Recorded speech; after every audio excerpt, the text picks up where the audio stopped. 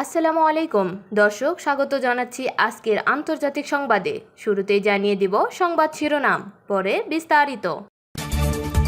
3 দেশের নাগরিকদের ভ্রমণ নিষিদ্ধ করল সৌদি আরব। হরমুজে জাহাজে হামলার জেরে ইরানে মার্কিন হামলা। চুক্তির পরও হরমুজে ড্রোন হামলাকে কাণ্ডজ্ঞানহীন বললেন ট্রাম্প। ইরান সহ 4 দেশের সঙ্গে যুদ্ধে ইসরায়েলের ব্যয় $205 বিলিয়ন। এতক্ষণ শুনছিলেন শিরোনাম, এবার বিস্তারিত। তবে বিস্তারিত জানার আগে আপনি ভিডিওটি কোথা থেকে দেখতেছেন সেটি অবশ্যই কমেন্টে জানিয়ে যাবেন। ইবোলা ভাইরাসের বিস্তার রোধে সতর্কতামূলক পদক্ষেপ হিসেবে 3 দেশের নাগরিকদের উপর ভ্রমণ নিষেধাজ্ঞা দিয়েছে সৌদি আরব। একই সঙ্গে এই 3 দেশ থেকে আসা ভ্রমণকারীদের ভিসা প্রদান এবং সৌদিতে প্রবেশও স্থগিত হয়েছে। শুক্রবার গালফ নিউজের এক প্রতিবেদনে এ তথ্য জানানো হয়েছে। সৌদি আরবের পাবলিক হেলথ অথরিটি জানিয়েছে, জনস্বাস্থ্য সুরক্ষা এবং সংক্রামক ব্যাধির আন্তঃসীমান্ত বিস্তার রোধে এ পদক্ষেপ নেওয়া হয়েছে। সৌদি প্রেস এজেন্সি জানিয়েছে, Democratic Republic of Congo, Uganda এবং দক্ষিণ সুদান থেকে অন্য কোনো দেশের মাধ্যমে আসা ভ্রমণকারীদের ক্ষেত্রেও এই নিয়ম কার্যকর হবে। সৌদিতে প্রবেশের আগে 21 দিনের মধ্যে ওই 3টি দেশের যে কোনো একটিতে অবস্থান করা ব্যক্তিদের ক্ষেত্রেও এ নিয়ম প্রযোজ্য হবে। এজন্য স্থানীয় ও আন্তর্জাতিক কর্তৃপক্ষের সমন্বয়ে দেশটির স্বাস্থ্য নজরদারি ও মহামারী মোকাবেলা ব্যবস্থা নিরবিচ্ছিন্নভাবে কাজ করছে। প্রাদুর্ভাবের কবলে পড়া দেশগুলোর প্রতিবেশী দেশ থেকে আসা ভ্রমণকারীদের জন্য সতর্কতামূলক ব্যবস্থা জোরদার করেছে সৌদি আরব।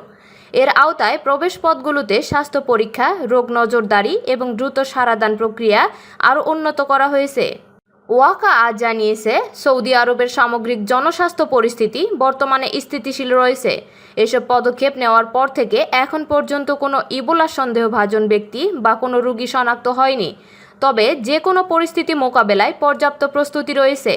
হরমুজ প্রণালীতে একটি বাণিজ্যিক পণ্যবাহী জাহাজে ড্রোন হামলার অভিযোগে ইরানের বিরুদ্ধে সামরিক অভিযান চালিয়েছে যুক্তরাষ্ট্র। প্রেসিডেন্ট ডোনাল্ড ট্রাম্প ইরানের বিরুদ্ধে যুদ্ধবিরতি মোকাবেলাপূর্ণভাবে লঙ্ঘনের অভিযোগ তোলার পর শুক্রবার এই হামলা চালানো হয়। মার্কিন সেন্ট্রাল কমান্ড জানিয়েছে, ইরানের ক্ষেপণাস্ত্র ও ড্রোন সংরক্ষণাগার, পাশাপাশি উপকূলীয় রাডার স্থাপনাগুলোতে নির্ভুল হামলা চালানো হয়েছে।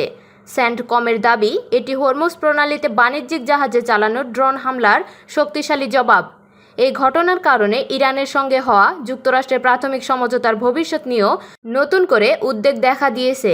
বিবিসি জানিয়েছে, বৃহস্পতিবার একমুখী হামলাকারী ড্রোন একটি কার্গো জাহাজে আঘাত হানে। এতে কোনো হতাহতের ঘটনা না ঘটলেও ওই অঞ্চলে অবস্থানরত 11,000-এর বেশি নাবিককে সরিয়ে নেওয়ার প্রস্তুতি নেওয়া হয়। হামলার ঘোষণা দেওয়ার কিছুক্ষণ আগে সাংবাদিকদের এক প্রশ্নের জবাবে মার্কিন প্রেসিডেন্ট ডোনাল্ড ট্রাম্প বলেন, ইরানের হামলার জবাব দেওয়া হবে কিনা তা দেখতেই পাবেন। এক বিবৃতিতে সেন্টকম জানায়, বাণিজ্যিক জাহাজ চলাচলের বিরুদ্ধে ইরানি বাহিনীর আগ্রাসন যুদ্ধবিরতির চুক্তি সুস্পষ্ট লঙ্ঘন। একই সঙ্গে ইরানের এ ধরনের কর্মকাণ্ড আন্তর্জাতিক বাণিজ্যের জন্য অত্যন্ত গুরুত্বপূর্ণ। হরমুজ প্রণালীতে নৌ চলাচলের স্বাধীনতাকে হুমকির মুখে ফেলেছে বলেও দাবি করে তারা। মার্কিন সামরিক বাহিনী আরও জানিয়েছে, হরমুজ প্রণালী দিয়ে চলাচলকারী বাণিজ্যিক জাহাজগুলো নিরাপদ যাতায়াত নিশ্চিত করতে তারা সমন্বয় ও সহায়তা অব্যাহত রাখবে। এবছরের ফেব্রুয়ারির শেষ দিকে যুক্তরাষ্ট্র ও ইসরায়েলের হামলার পর ইরান কার্যত হরমুজ প্রণালীতে চলাচল সীমিত করে। পরে 17 জুন উভয় দেশ 14 দফা সমঝোতায় সংঘাত বন্ধে সম্মত হয়, যেখানে বাণিজ্যিক জাহাজের নিরাপদ চলাচল নিশ্চিত করার বিষয়টি অন্তর্ভুক্ত ছিল। তবে এখন আবার শঙ্কায় এ পথ। বিগত প্রায় 3 বছরে অর্থাৎ 2023 সালের 7 অক্টোবর থেকে গাজা, লেবানন, সিরিয়া ও ইরানের পরিচালিত সামরিক অভিযানে ইসরায়েলের মোট ব্যয় প্রায় $205 বিলিয়ন পৌঁছেছে বলে দেশটির গণমাধ্যম প্রকাশিত এক প্রতিবেদনে জানানো হয়েছে।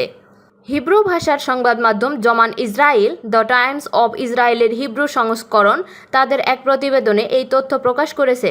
প্রতিবেদনের সংঘাতগুলোর কারণে সরকারি অর্থ ব্যয়, উৎপাদন ক্ষতি এবং যুক্তরাষ্ট্রের সামরিক সহায়তার সামগ্রিক অর্থনৈতিক প্রভাব মূল্যায়ন করা হয়েছে। প্রতিবেদনে ব্যাংক অব ইসরায়েলের তথ্যের বরাত দিয়ে বলা হয়, যুদ্ধগুলোর কারণে ইসরায়েলের সরকারের সরাসরি ব্যয় $118 বিলিয়ন বেশি।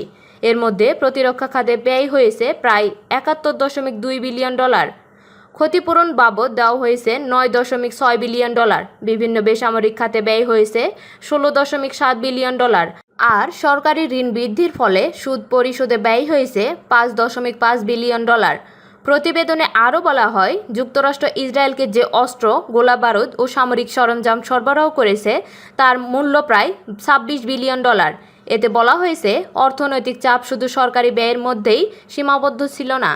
2023 সালের অক্টোবর থেকে 2025 সালের শেষ পর্যন্ত ইসরায়েলের অর্থনীতিতে উৎপাদন ক্ষতির পরিমাণ প্রায় $51.9 বিলিয়ন বলে অনুমান করা হয়েছে। অর্থনীতির উপর নজিরবিহীন চাপ প্রতিবেদন অনুযায়ী 2026 সালের পরিস্থিতি বিবেচনায় নিলে উৎপাদন ক্ষতির পরিমাণ $58.6 বিলিয়ন ছাড়িয়ে যেতে পারে।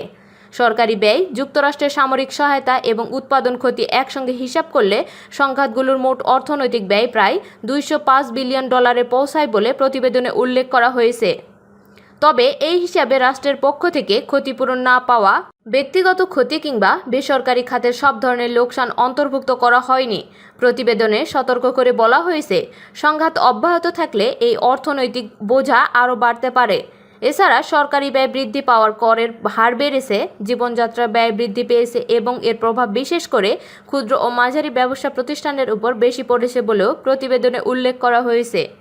প্রতিবেদনটি 2023 সালের 7 অক্টোবরের পর থেকে শুরু হওয়া সংঘাতকে অর্থনৈতিক দৃষ্টিকোণ থেকে ইসরায়েলের ইতিহাসে সবচেয়ে ব্যয়বহুল সামরিক সময় হিসাবে উল্লেখ করেছে। এতে বলা হয়েছে, এই যুদ্ধগুলোর অর্থনৈতিক প্রভাব আগামী বহু বছর ধরে দেশটির ওপর বহাল থাকতে পারে।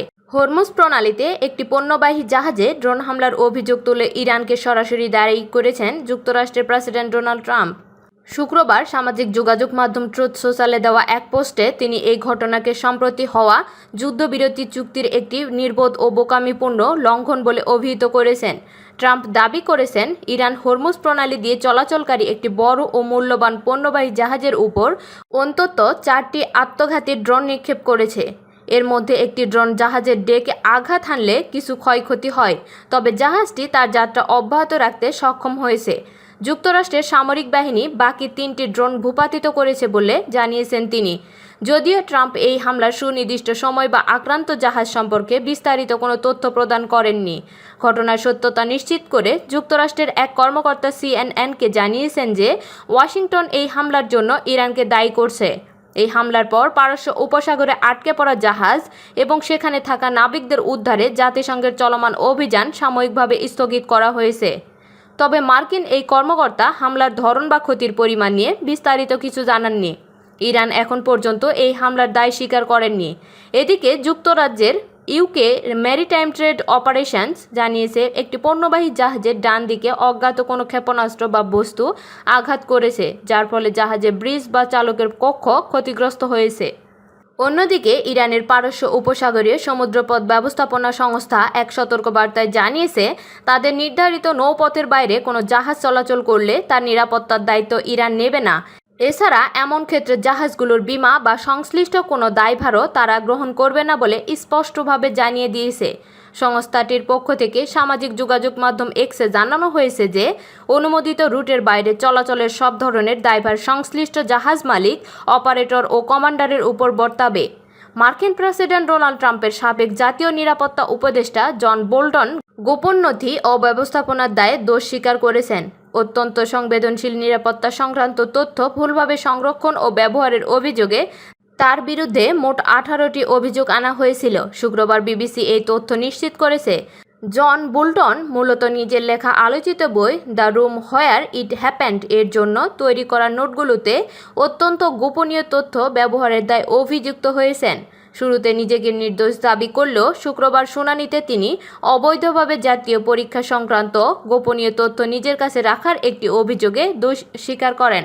প্রসিকিউটরদের তথ্য অনুযায়ী এই অপরাধে জন বোল্টনের সর্বোচ্চ 5 বছরের কারাদণ্ড হতে পারে।